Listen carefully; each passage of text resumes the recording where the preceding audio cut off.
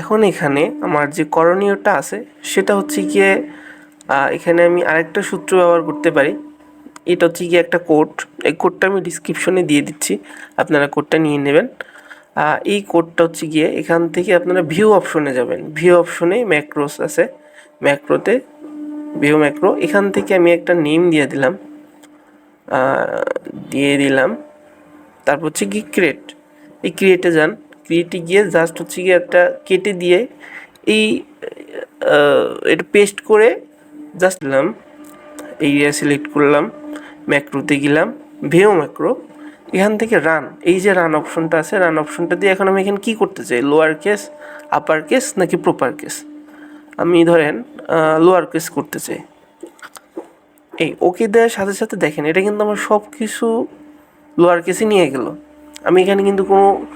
করিনি, জাস্ট আমি ওইখানে উপরের অপশন থেকে আমি যে ফর্মুলাটা ইউজ করছি, আমি এখানে যে কোডটা ইউজ করছি, কোডের জন্য দেখেন সব আমি আপার কেস করতে পারছি, বা চাইলে আমি লোয়ার কেস, আমি যদি প্রপার কেস করতে চাই জাস্ট এখানে আমি রান দিলাম আবার পি। আরেকটা বিষয়, আপনারা যদি এই কোডটা যদি একবার ইউজ করেন, আপনাদের প্রত্যেকবার আলাদা আলাদাভাবে কোড ইউজ করার দরকার নেই।